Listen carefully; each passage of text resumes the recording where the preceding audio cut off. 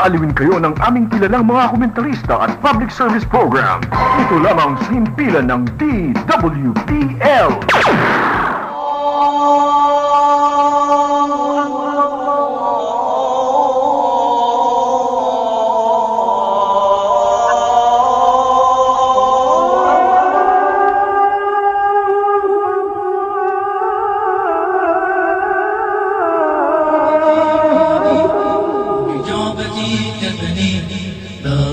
بيدي وبجعبتي كفني يا أمة انتظري فاجري ولا تهني يا أمة انتظري فاجري ولا تهني بعقيدتي أقوى أبقى على الزمن بعقيدتي أقوى أبقى على الزمن حصني إذا عصف لي موجة الفتن حصني إذا عصف لي موجة الفتن والصبر لي زاد في شدة المحن والصبر لي زاد في شدة المحن فليهدموا بيتي من الطين فليهدموا بيتي من الطين أو خيمة يسجى من ريح كانوني أو خيمة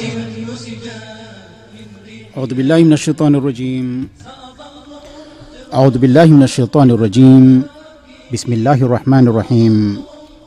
الحمد لله رب العالمين الرحمن الرحيم مالك يوم الدين إياك نعبد وإياك نستعين اهدنا الصراط المستقيم صراط الذين أنعمت عليهم غير المغضوب عليهم ولا الضالين.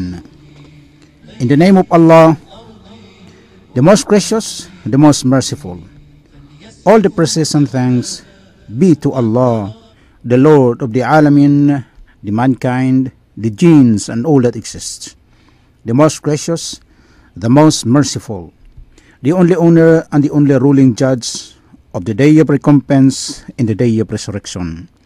O Allah, you alone we worship and you alone we ask for help and for each and everything. Guide us to the straight way, the way of those on whom you have bestowed your grace, not the way of those who earn your anger, nor of those who went astray. Birahmatika ya arhamar rahimin walhamdulillahi rabbil alamin. Ang oras po natin ay 4 na minuto, makalipas po ang ika-11 ng tanghali at narito na pong muli ang inyong palatuntunang Spirit of Islam. Sumasa inyong pakikinig mula alas 11 hanggang alas 12 ng tanghali dito po sa ating malakas na himpilang DWBL. At ang petsa po natin ngayon ay ika-21 sa buwan ng Oktubre. At narito na po ang ating kasama, bumabalik. Pagkat nung nakaraan po ay hindi siya naging present dito sa ating palatuntunan. Pero ngayon po ay tuloy-tuloy na uli. Sapagkat narito na po ang ating kasama, babati po sa inyo. Salamat brother, at nais ko pong batiin ang lahat ng ating mga listeners ng Assalamualaikum at magandang umaga sa inyong lahat. Naway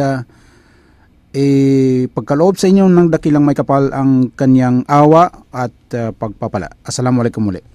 Ayan, at ito naman po ang inyong abang lingkod, Brother Nasir Sebastian. At magkakasama-sama po tayo sa isang oras na pagtatanghal dito po sa ating palatuntunan ng Spirit of Islam. Tumatalakay po tungkol sa mga aralin at mga kaalaman nang naukol po sa mga katuruan ng Islam.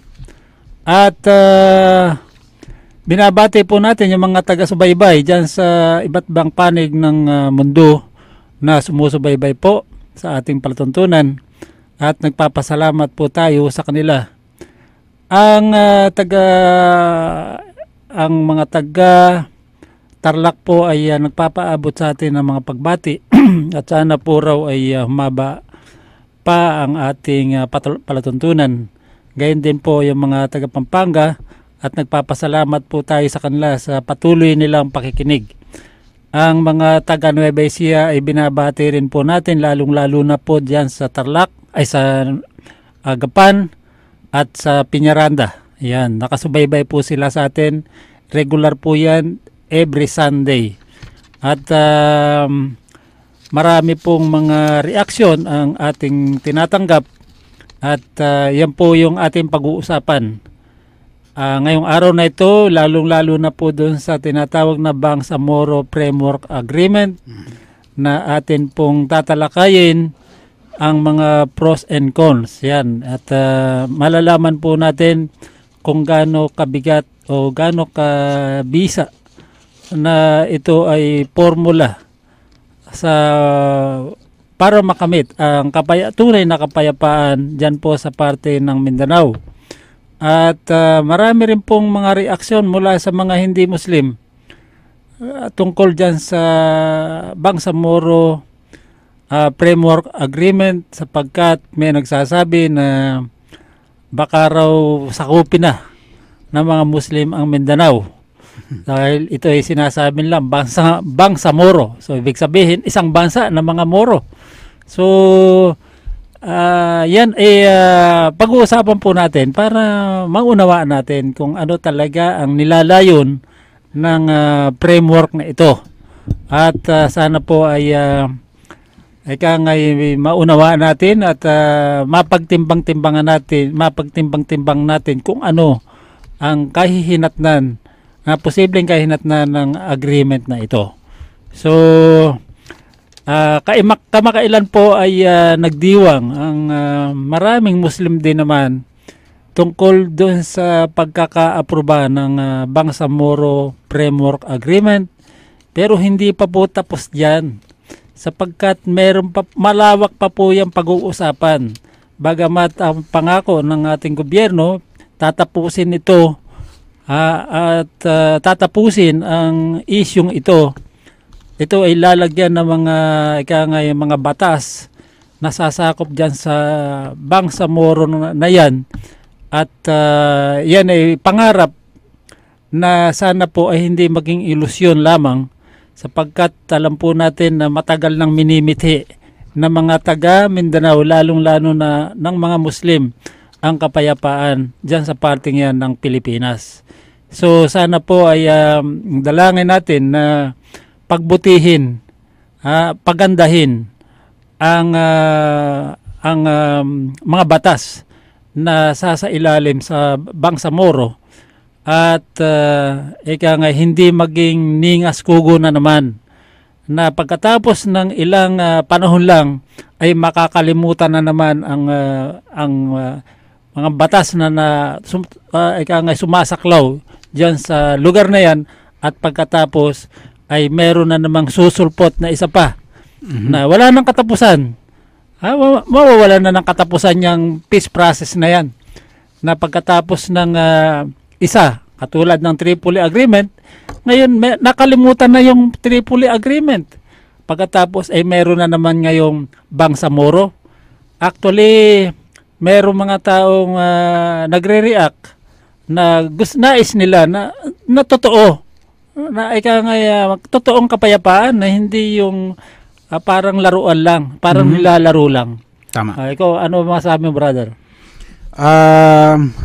Salamat Brother Nasir, at binuksan mo at inumpisahan mo ang ating mahalagang usapan sa araw na ito, sapagkat mayroong ang hadis ng mahal na propeta Muhammad sallallahu alaihi wasallam, noon sinabi niya, وَمَنْ لَمْ يَهْتَمْ بِأَمْرِ الْمُسْلِمِينَ فَلَيْسَ مِنْهُمْ.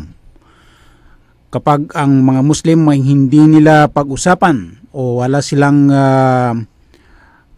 hindi nagdadamayan sa kanilang mga usapan o suliranin ang Muslim na hindi nakikisama o nakikiramay sa usapan ng kapayapaan o tungkol sa kapayapaan ng kapwa Muslim, ay hindi nila kasama. Kaya tayo ay humahangat tayo lagi na tayo ay makasama sa ummat ng Prophet Muhammad sallallahu alaihi wasallam. Kaya po, yan ang hangad natin dito sa ating palatuntunan, na lagi natin pinag-usapan ang tungkol sa affair ng mga Muslim. Upang sa ganun, at least makamtan natin ang biyaya at pagmamahal ng dakilang Allah. Our goal is to reach and achieve the pleasure of Allah Almighty.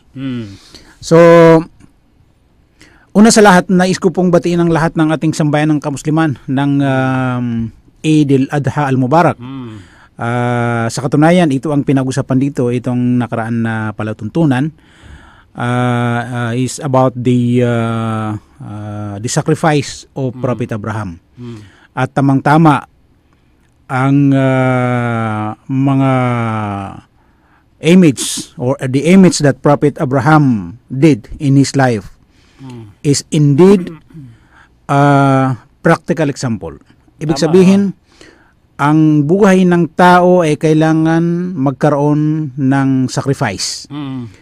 At sa pamagitan ng sakripisyo na gawin ng tao ay makakamtan niya ang tagumpay dito sa mundo at tagumpay sa kabilang buhay. So ngayon, tila ang pagkakataon ay sa kabaligtaran. Sapagkat ang mga Muslim na kararami sa kanila ay wala sa kanila yung sacrifice. Basta lang makuha niya yung personal interest niya. Ayun ang problema. Mayroong kasabihan sa amin, brother, na ang sabi ng mga matatanda, talpi mauna ko mamaradi sa mga pdak. Ibig sabihin nun, noong panahon kasi, kapag naligo ang tao, inampas na yung kanyang buhok para maunang matuyo kaysa mga kasama niya. At sandali lang at mayroon niya kang tawag. Hello? At yan nga po yung ating pinag-uusapan sapagkat kailangan na ang mga bagay na ito ay bigyan natin ng pansin dahil ito ay kapakanan po ng mga Muslim. Pwede po kayong makilahok sa amin makatapos naming ipaliwanag kung ano talaga ang layunin ng Bangsamoro Framework Agreement. Ito po ay panimula pa lamang. Ito po ay panimula sa isang proseso.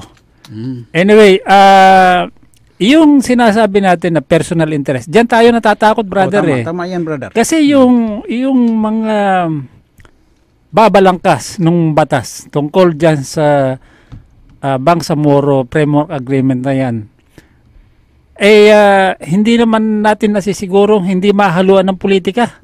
Tama yan. O baka ganun din ang mangyari diyan Actually, brother, ang umiiral naman ngayon sa ating buhay is almost 90% ay politika. Personal interest rin. Personal interest na yun. 90% din. Dahil pagdating sa politika, brother, ay personal interest na yun. Walang tatalo. Dahil yan ang pinag-agawan kung sino ang nasa Poder, nasa kapangyarihan. At kapag ikaw ay nasa kapangyarihan, para bagang ikaw ay mayroong pakpak na bakal. So kahit ikaw ay binabaril, hindi ka matatamaan. Kahit matamaan ka, bakal naman yung pakpak mo. So yan po ang kinatatakutan natin sapagkat we are now in the portion of the end of this life. Malapit na ang paggunaw ng mundo. Kahit saan, kahit anong klaseng pananampalataya ngayon, ay nagkakaisa na sila na ang mundo ay on the edge of its end. So sa halip na dapat tayo ay magkaroon ng tibay na paninindigan, ay lalong nahihila tayo doon sa kapahamakan ng material na bagay. When we talk about this, kasi alam mo, brother, itong peace process between the GRP and the Bangsamoro people. Ibig sabihin, when we talk of the Bangsamoro people, it comprises the BMLO, Bangsamoro Liberation Organization, MNLF, Bangsamoro National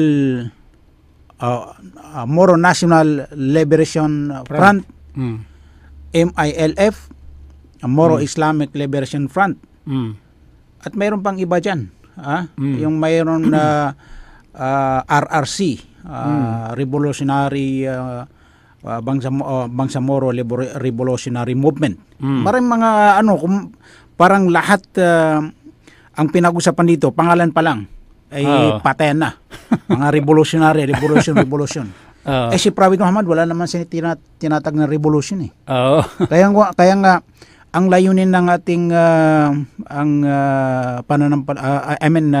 palatuntunan ay may sa katuwiran natin,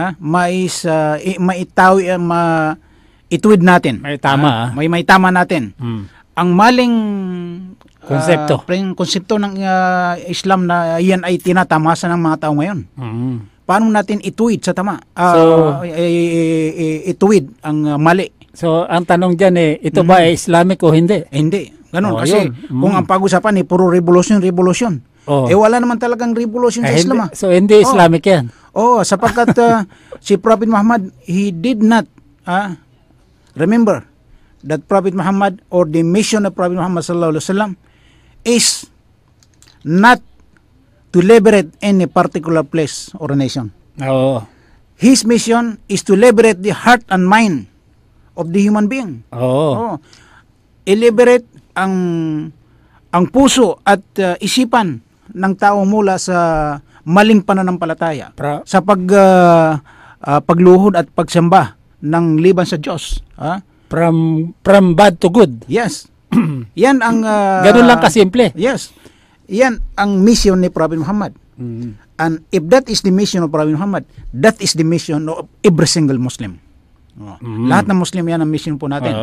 Na ipalaganap natin ng katotohanan, ibahagi natin ang tunay na mensahe ng langit at nasa sa tao ang pasya. So, ibig sabihin, un-Islamic yung maghawa ka ng armas? Nang wala namang dahilan? Wala sa Islam yung tinatawag na offensive. Ayun. Hindi pwede na manakit ng tao. Pero, kung ikaw ay maghahawak ng armas upang ito ay depensa sa sarili mo, pwede yun. Kahit na anumang klaseng kahit batas. Na sino. Kahit na sino. Kahit na sino. Kahit nga iyong langgam. Pag tinapakan mo, talagang kahit mamatay, basta lang makagat ka ng isang basis, okay lang sa kanya. So, ganun lang. So, yung simula natin doon sa MNLF. Di ba, nagkaroon na ng agreement? Yes. At yan nangyari sa Tripoli. Okay, ito brother. Simulan natin doon sa BMLO.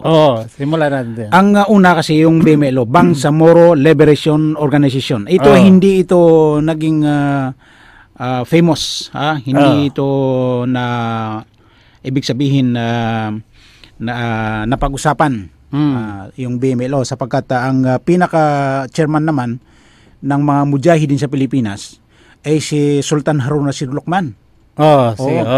Siya ay dating congressman sa Lanao del Sur.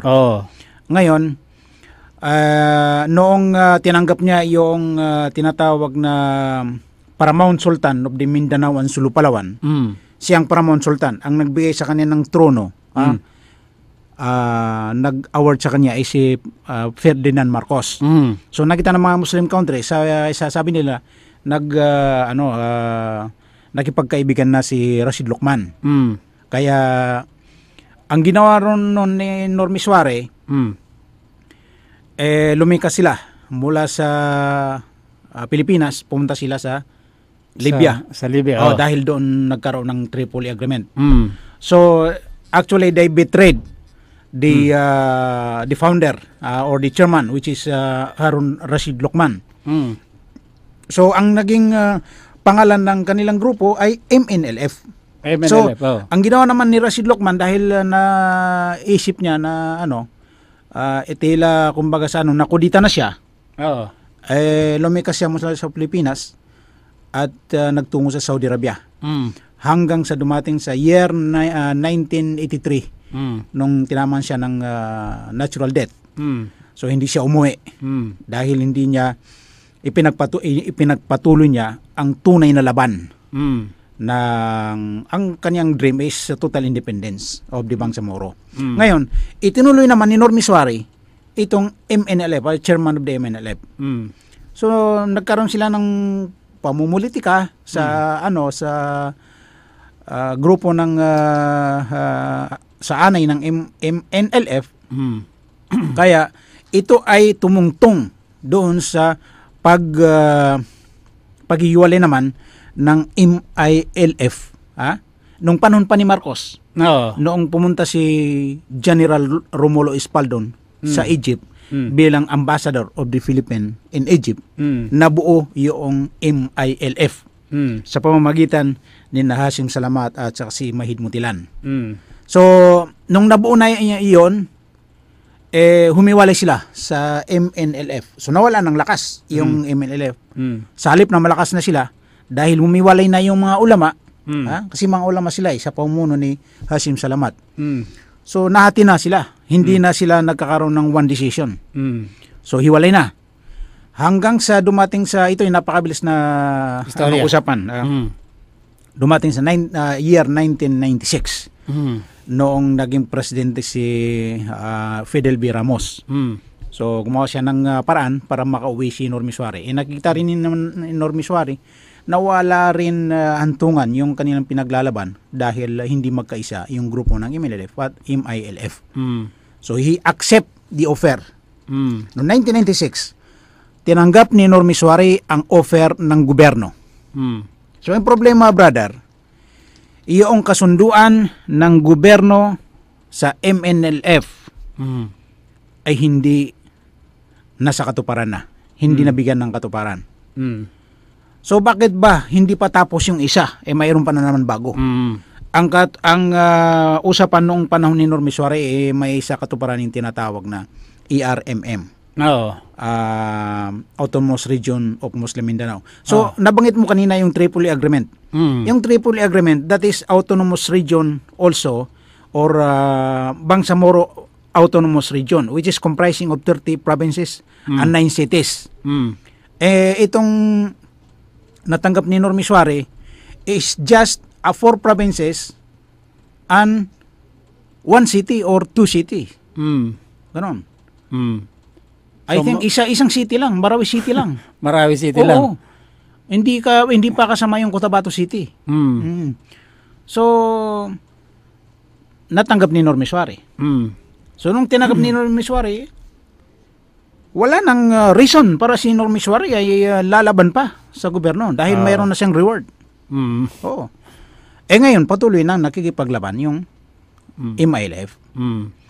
Dahil nakita ng gobyerno ay wala rin katapusan yung panggugulo ng MILF, nakaisip na naman sila ng ibang paraan. Ito na. Ibinigay na yung tinatawag na Bangsamoro Framework Agreement.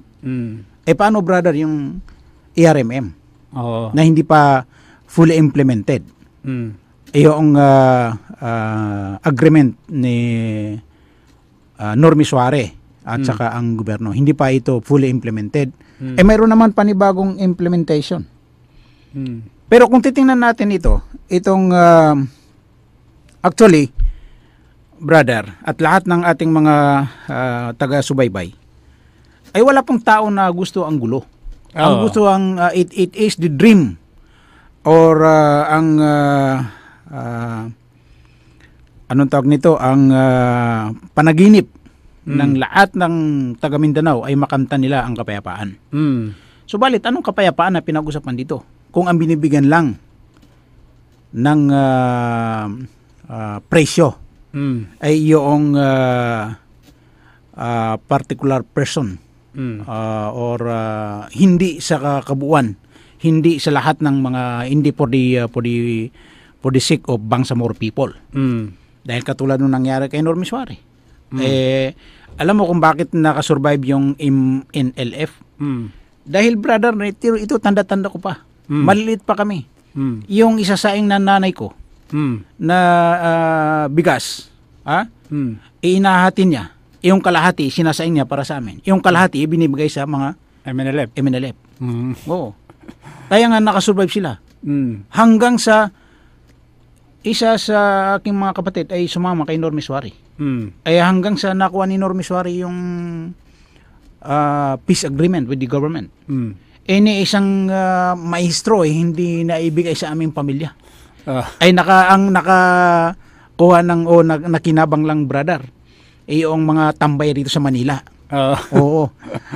Sapagkat ang nangyari, brother, ay yung mga tauhan ng MNLF, ay wala silang panahon na sila ay pumunta sa school. Mm. Kaya ang nangyari sa kanila, wala silang pinag-aralan. Kaya nung umuwi si Normis Wari, hindi sila makakuha ng trabaho dahil ang alam lang nila ay kumasa ng rifle, baril. So, ang biktima pa rin ay yung mga inosenteng mga tao. Mm. So ngayon, ito na naman Bangsamoro Framework Agreement. This is indeed a carbon copy of yesterday agreement between the Philippine government and the group of Normis Wari, which is Moro National Liberation Front. Mm-hmm. So, ibig sabihin, talagang ang problemang ito sa Mindanao ay masalimuot. Mhm. Dahil simple lang ang naging problema. Pero ang solusyon ay napaka-complex.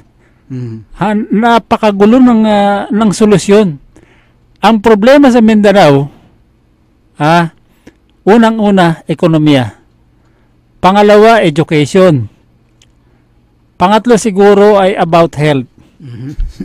Bakit nagkaroon ngayon ng ganitong complex na solusyon? Bakit nagkaroon ng tinatawag na MNLF, nagkaroon ng MILF, nagkaroon ng iba-ibang grupo, meron pang Abu Sayyaf, ngayon meron pang mga lumalabas na bago.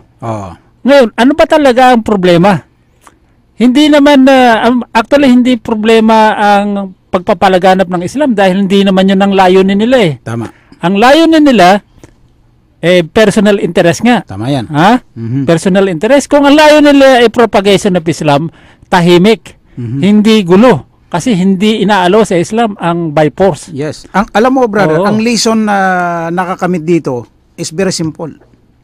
Manggulo ka, patas manggulo, makipag-negosasyon ka sa gobyerno, you will be given a high position in the government.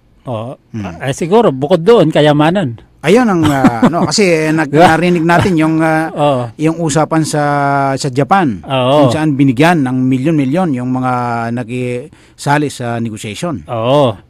Samantala itong nakisali naman doon sa yung mga kasama sa negotiation napaka saya nila nung nakatanggap sila ng hindi nila pinaghirapan. Tapos paupo-upos pa sila doon sa 5-star hotels. Pasakay-sakay pa sila doon sa mga first class na eroplano, papunta at pabalik. So, samantala, yung mga tauhan nila ay hindi makakain, kinakagat ng lamok sa kagubatan. So, nagagamit lang.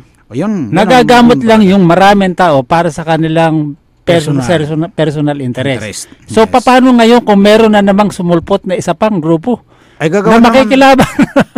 Iyan, brother, baka sabi niya Bangsamoro doon sa 3 bahay lang.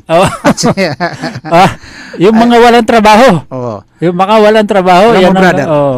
Ito ang sabihin ko. Ang pinaglalaban ng mga Bangsamoro is the whole Mindanao.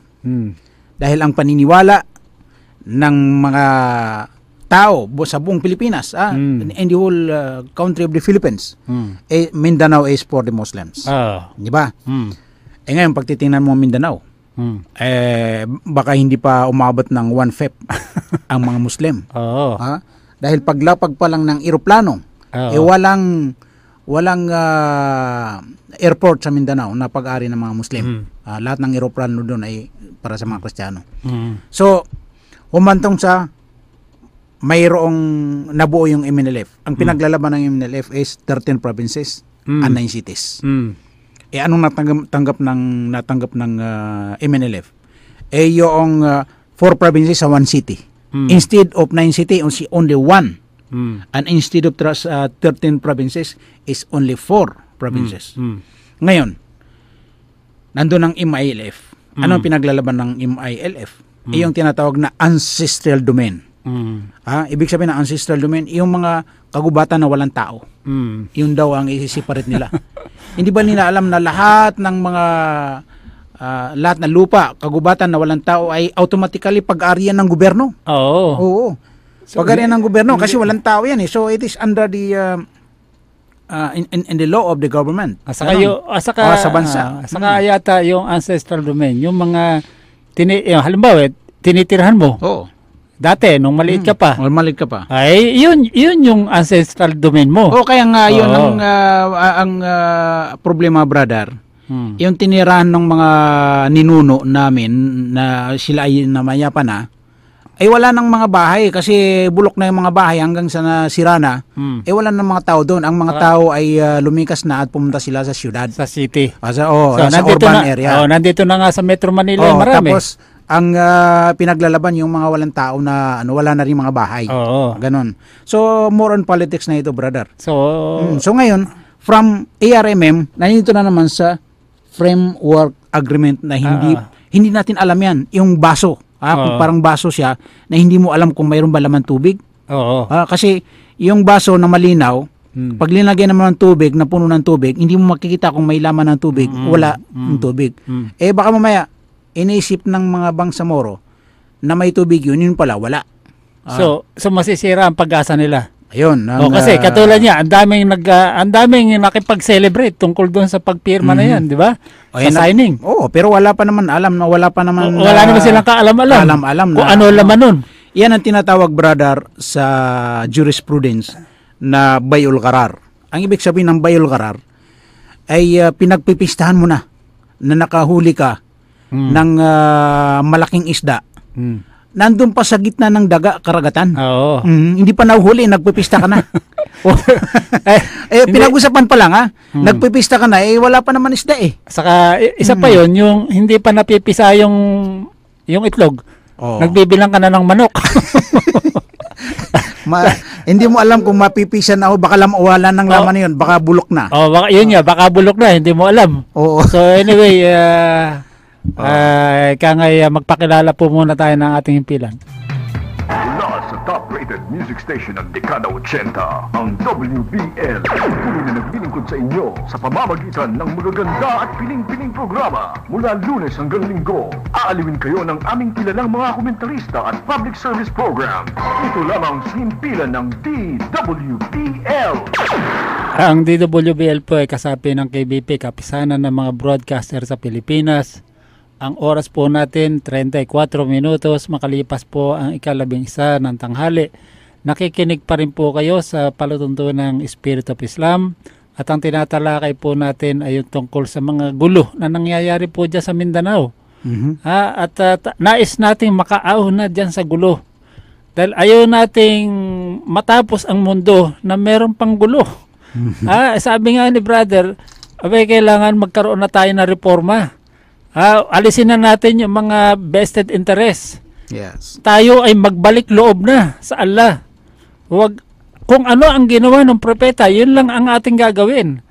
Wag nating daanin sa tapang. Alam natin na mga taga Mindanao ay matatapang. Pero hindi dapat dinadaan sa tapang. Tapang ba o mainitin ng ulo? Oo, mainitin ng ulo at tapang ang pagpapalaganap ng Islam. Huwag nating puwersahin. Alam natin na kaya yan ay ginagawa nila. Gusto nila lahat ng 13 provinces and 9 cities ay maging Muslim lahat. Hindi po mangyayari yun hanggang hindi tayo nagdadawa. Yes. Alam niyo ang formula para iyang Mindanao ay maging Muslim Mindanao. Correct. Magdawa tayo dyan. Correct yan. Yung pera na nakukuha ninyo, brother, alam natin yan. Tama. Hindi sekreto yan. Na meron silang pera na nakukuha galing sa ibang bansa. Yeah. Nakikinabang sila dyan.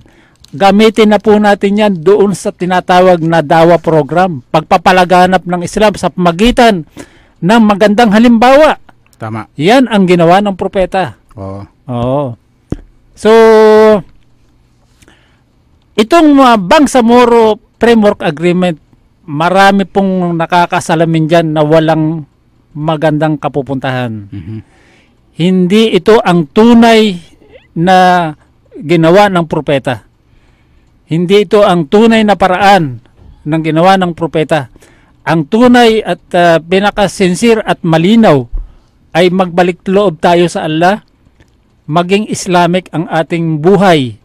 Yan ang pinakamabisang formula. Mamuhay ng mapayapa. Oo, sa Islam, brother, 'di ba? Merong paksa, merong aralin tungkol sa ekonomiya. Yeah. Merong paksa tungkol sa human rights. Meron tungkol sa pagkain, lahat ng bagay. Merong sa education, lahat ng bagay. Yan lang naman ang i-implement natin. Yes. At hindi kailangan diyan ng armas. Yeah. Hindi kailangan diyan ng pakikialam ng gobyerno. Dahil ang mga Muslim may sariling batas sa kanilang sinusunod. Yes. Na hindi naman lalabag sa batas ng gobyerno. Kahit na kaninong gobyerno. Correct. Hindi lalabag. Magkaparehas, brother, yung layunin ng Islam at ang layunin ng pamahalaan. Oo. Sapagkat wala naman pamahalaan ng ang kanyang purpose ay mapahamak ang kanyang tao. Oo. O gumawa ng mga panggugulo yung kanyang nasasakupan. So ganun din ang yung nga lang mas malawak yung sa relihiyon. Oo. Sapagkat ito ay galing sa langit. Oo. Sa gobyerno is specific for a certain nation or a country. Pero brother, 'di ba totoo na kapag tayo ay nasa ilalim ng pamamahala ng hindi Muslim, dapat tayong sumusunod din sa gobyerno. Tama yan, brother. Actually, ang isang basihan din ng mga kapatiran natin ng mga Muslim ay yung verses in the Quran nung sinabi ng Allah, "Waman lam yahkum bima anzalallahi faulaika humul kafirun." Kung sino ang hindi magpairal ng batas na galing sa Allah, ay sila ay mga unbeliever.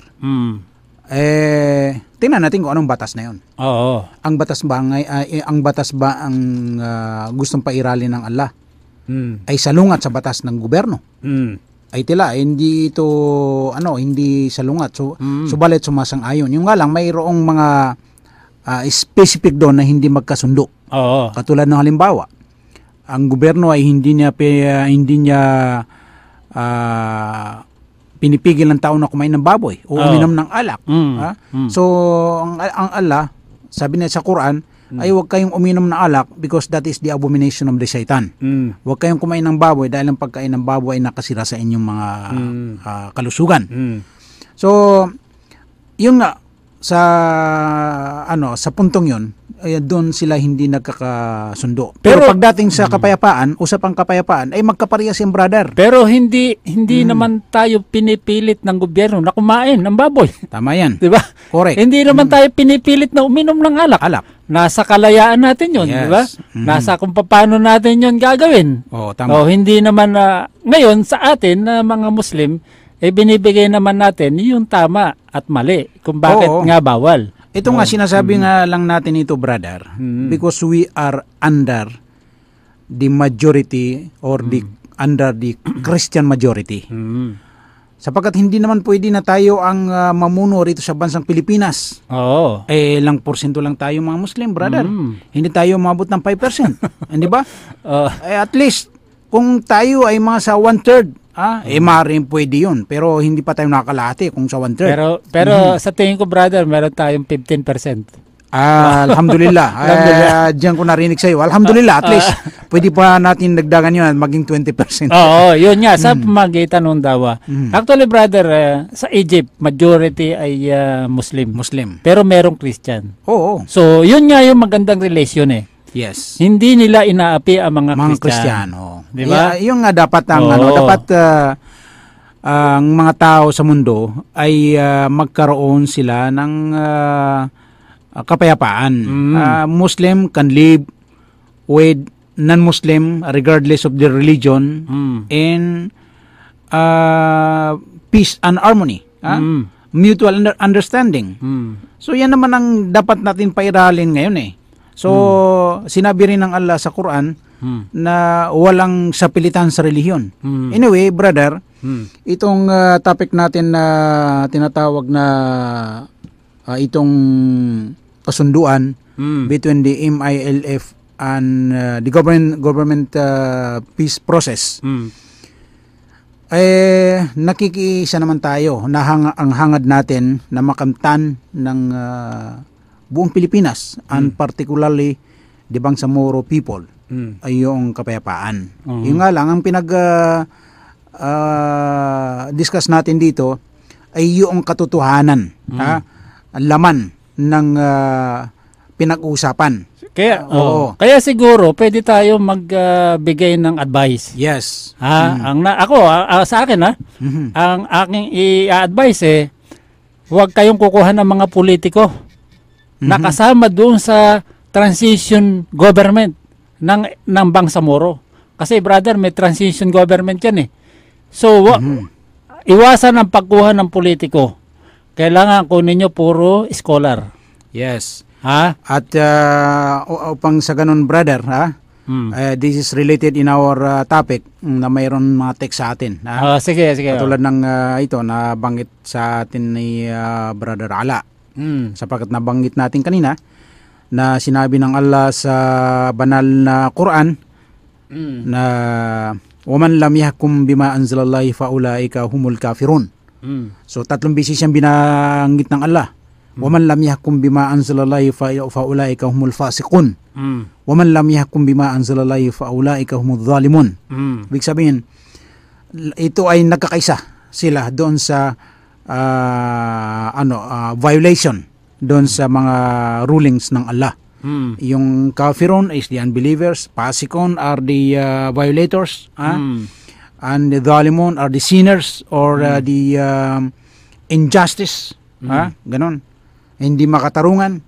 Pare-pares ito ang mga taong hindi nila pinapairal ang batas ng Diyos. Ganon.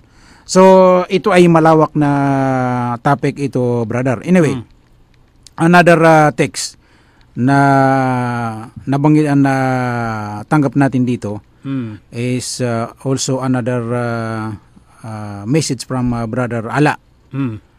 Sabi niya, I pray for Allah that Muslims will not fight one another in Mindanao. Ito ay parang may laman ito, brother. Parang diba, ibig sabihin sa Mindanao, pagpapairalin itong Bangsamoro Framework Agreement, baka patayan na ang antungan ito. Oo nga Kasi kung titingnan mo, brother, yung negotiation, yung pagperma nito, walang kasama rito ng mga komandar. Yun nga ang nakakatakot, brother, kasi sila lang. Bakit hindi nila isinama sila Normiswari? Kahit man lang witness. Yes. Di ba dapat may mga witness at ang mga witness dapat yung mga leader. At saka nabasa ko, brother, sa kapayagan, sa payagan, na sinasabi ni Normiswari, bakit naman panibagong agreement naman?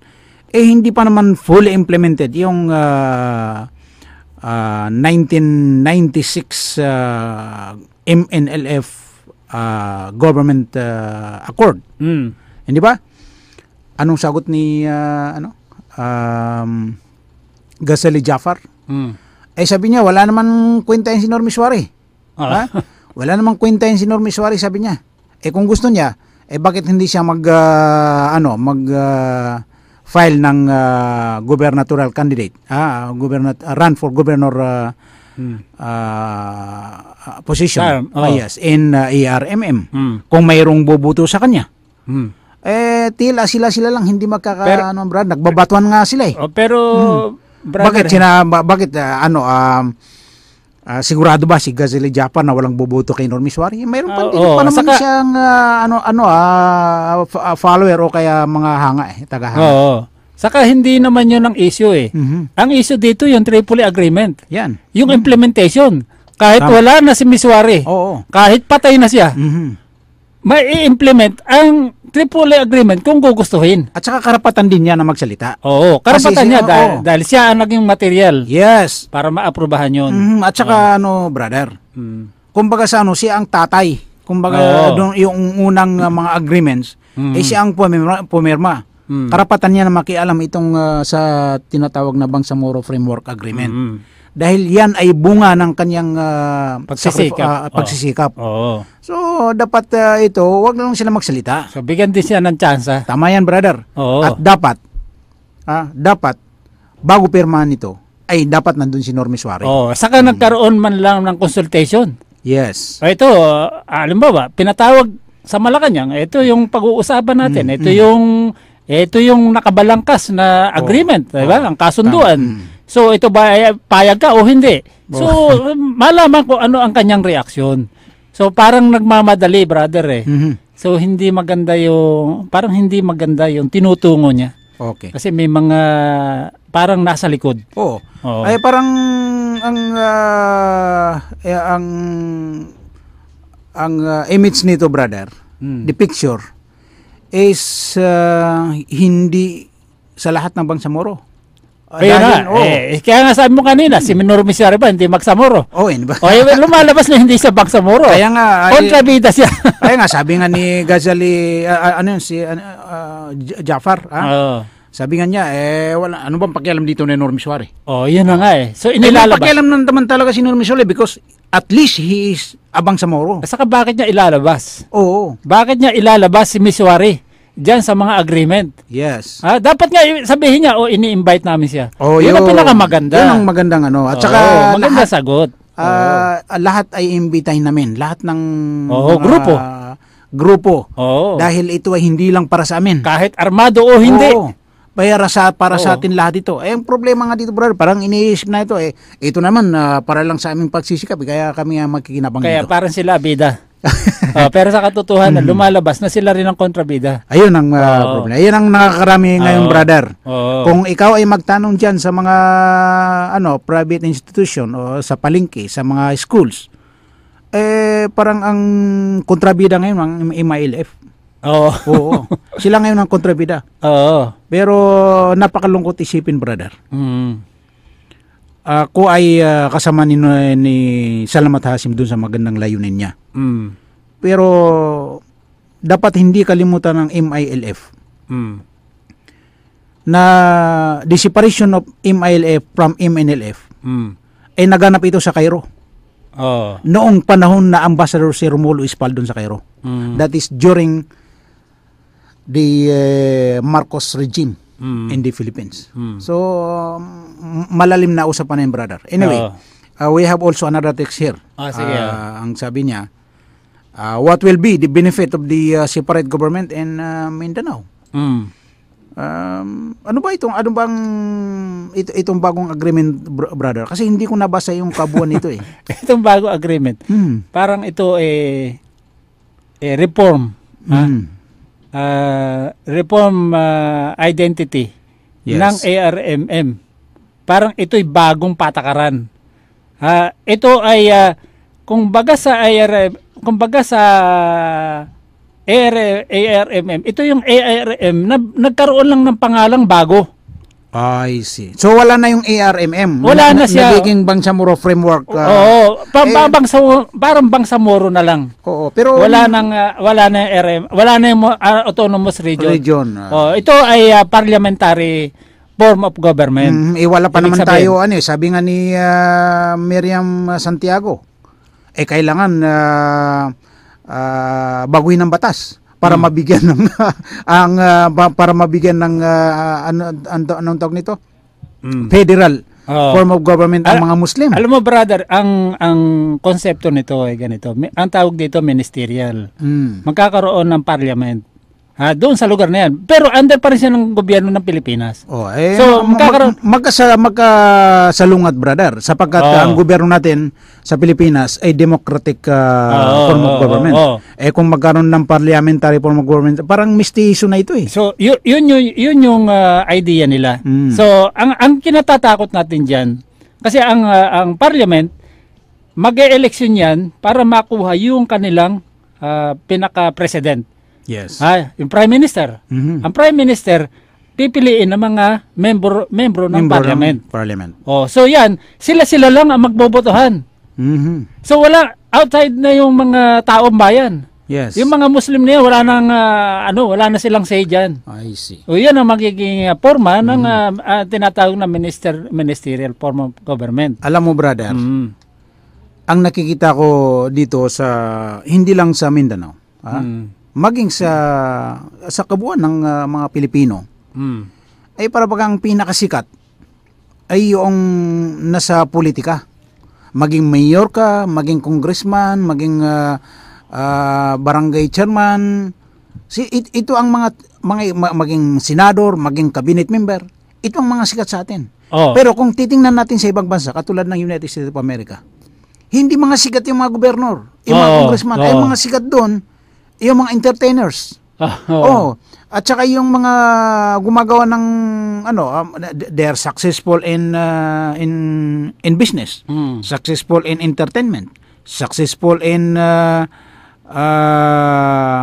anong tawag nito ay yung discovery, successful in any kind of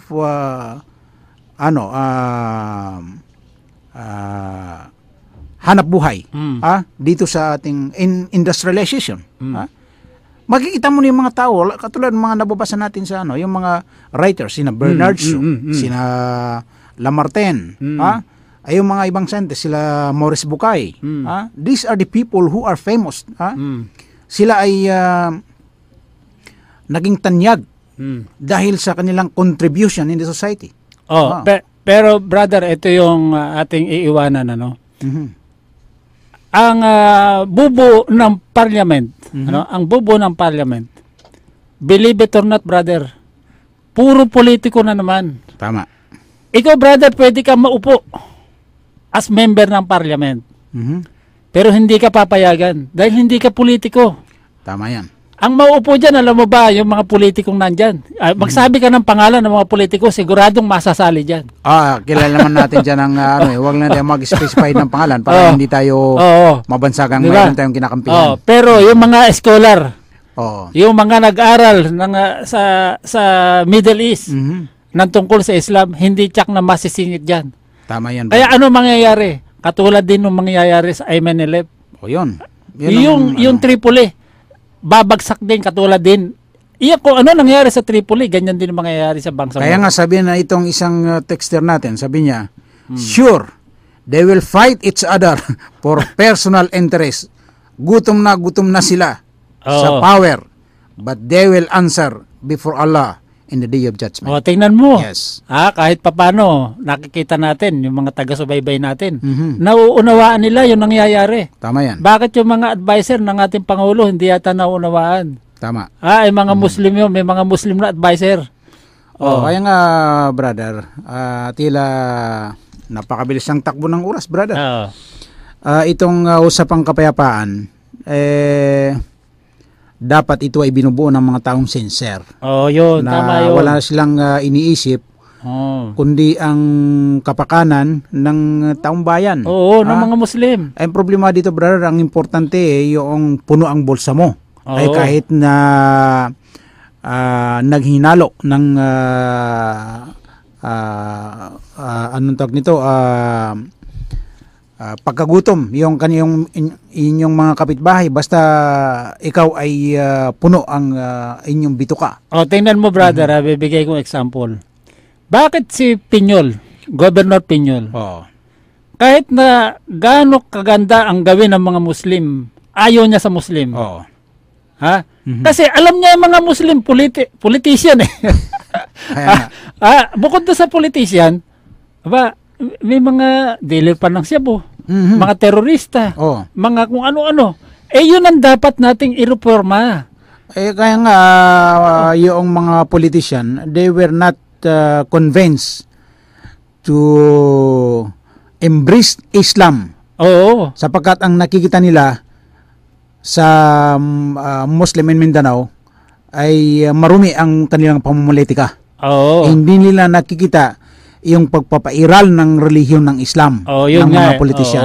At biro mo, brother, kapag tingnan mo yung this is in my own experience and observation. Kapag magkakasama yung mga politisyan, they don't care about the prayers. Oh. They're only yung iniisip nila na yung pagsasala is only ginagawa lang yun pag ikaw lang mag-isa, na wala kang ginagawa. Pero pag nandun na sila sa sa session nila o sa mga meeting nila, they don't care about their religion. Subalit isipin nyo mga Muslim sa Mindanao na kaya kayong nagkaroon ng karangalan because of their religion, Islam. Kung hindi kayo Muslim, kayo ay sisiw lamang dito sa lipunan ng mga Pilipino. Hindi kayo papansinin. Who are you? Bakit ba kayo ngayon mayroong may karangalan kayo? Because sinabi ng Allah sa Quran, innal izzata lillah wa li rasulihi wa lil mu'minin. Walakinnal munafiqina la ya'lamun. Kayo ay mayroong kayong dangal, mayroong kayong pangalan, sapagkat ang pangalan na ninyong inaani ngayon ay pangalan na ipinagkaloob sa inyo ng Allah at ang kanyang propeta Muhammad sallallahu alaihi wasallam. Ayun. So dapat magpasalamat tayo sa Allah at ang mahal na propeta Muhammad sallallahu alaihi wasallam. Kaya po tayo nagkakaroon ng mga matitinding mga pagsubok, matitinding mga suliranin sa ating buhay dahil nalilimutan natin kung saan nanggagaling itong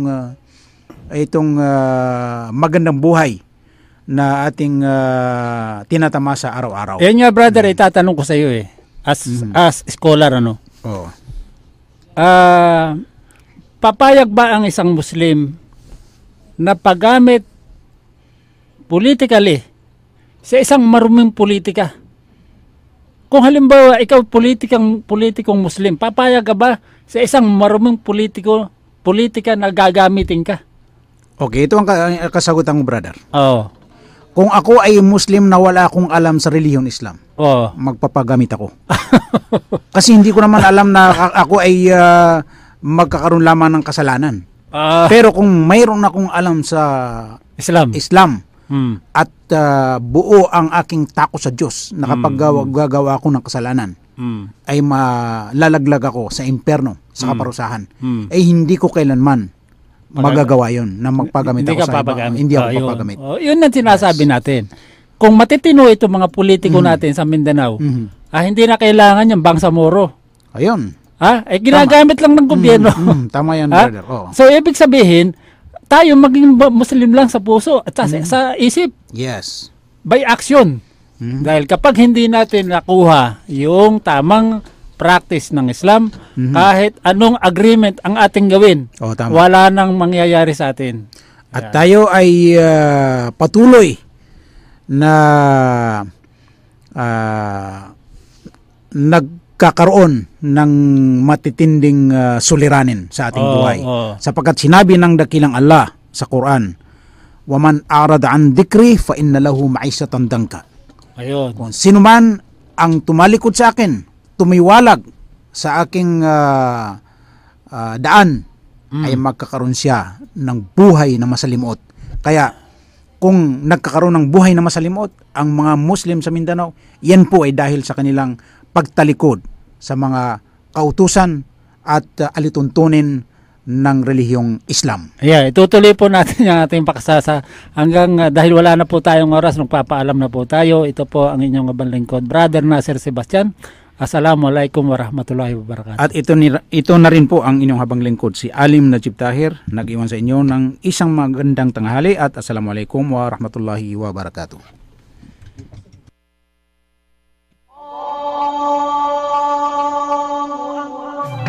Mula sa top-rated music station ng Dekada 80, ang WBL. Tuloy na naglilingkod sa inyo sa pamamagitan ng magaganda at piling-piling programa. Mula Lunes hanggang Linggo, aaliwin kayo ng aming kilalang mga komentarista at public service program. Ito lamang sa himpilan ng DWBL.